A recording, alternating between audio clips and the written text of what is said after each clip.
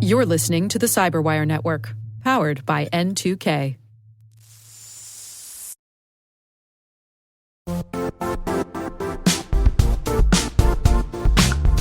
Are you frustrated with cyber risk scores backed by mysterious data, zero context, and cloudy reasoning? Typical cyber ratings are ineffective, and the true risk story is begging to be told. It's time to cut the BS.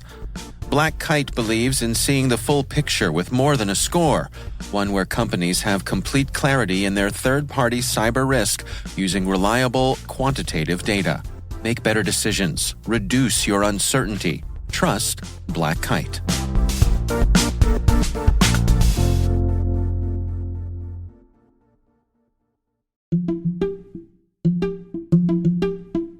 My name is Jennifer Walsmith. I'm the Vice President for Cyber and Information Solutions within Mission Systems, Northrop Grumman.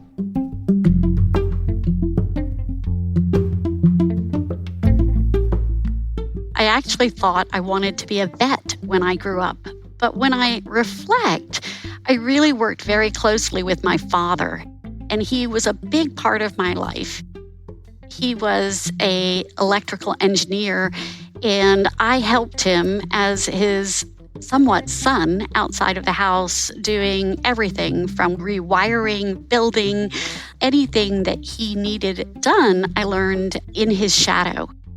He worked for NSA, and ultimately I followed in his footsteps to NSA.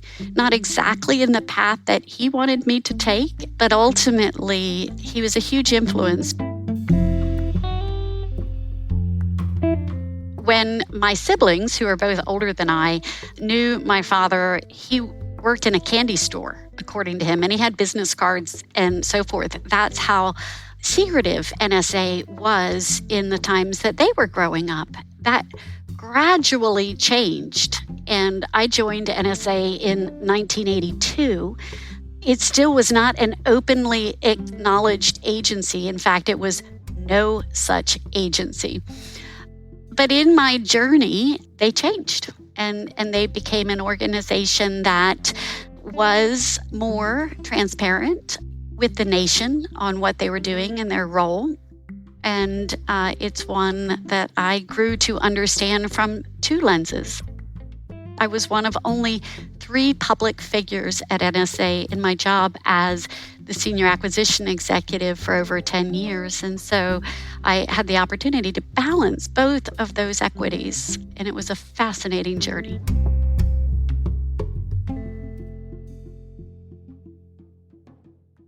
NSA actually came to my high school, and unbeknownst to my parents, I took the battery testing that they would go out to the various local high schools, and I scored very well, and they offered me a job. My parents wanted me to go to college, but I was quite a challenging teenager, and I said, no, I'm going to work. I was hired as a data entry operator, but quickly was fortunate to actually work in the field of computer systems analyst. I quickly realized that this college degree was a very important thing. In parallel with starting at NSA, they convinced me to enroll at the community college as a night school student.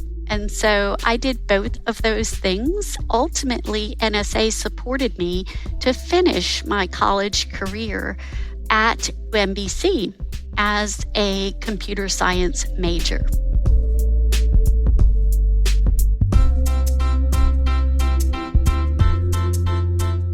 The agency had a rich history of supporting women.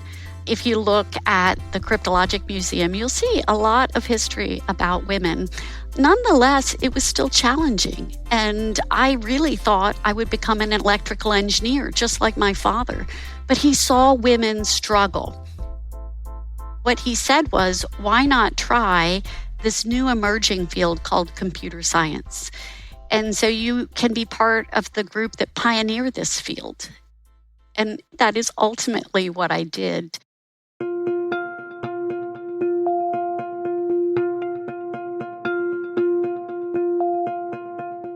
I think it remained challenging in the 80s and even in the 90s. When I became a senior executive at NSA, and there weren't women senior executives that had children. While there were many seniors that had been successful, they had to give up their opportunity in motherhood. What I pioneered with those around me and a tremendous support network was that I could do both. I could be a mother with 2 children I was raising and yet still have a successful career. And having the courage to say, no, I'm room parent today and I need to leave, but still meeting the responsibilities that I had by having others support me. It wasn't until much later, close to my retirement, that I had so many women come to me and say, you showed me we could do this. And I didn't even realize it. And so that's very nostalgic for me because I didn't set forth to have that impact. It did take bravery and it did have a few arrows in my back, but I would say really not that many. It was about making sure we served the mission, but also supported one another in having lives beyond the mission. So it was retirement, and I had the wonderful opportunity to join a company that had a lot of similar values to that which I had, and that was tremendous technical acumen, deep commitment to diversity of thought, diversity of ideas. When I think of the ideas that we set forth, such as we're pioneers, we define possible, we promote and inspire inclusion and diversity of thought. That's exactly what I hired on for.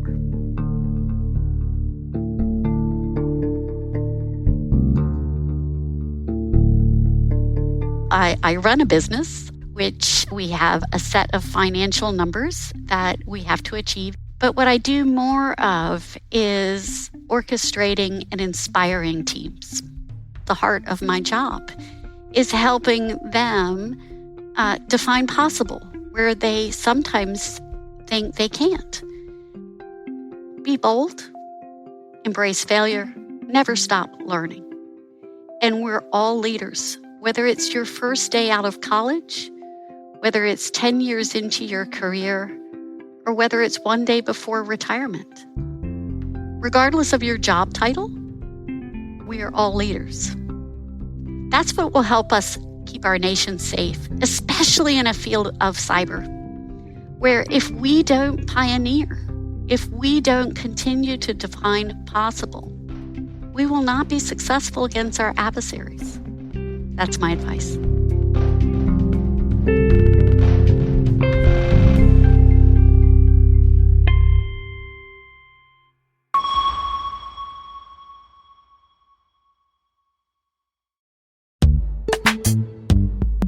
Looking for a career where innovation meets impact? Vanguard's technology team is shaping the future of financial services by solving complex challenges with cutting-edge solutions.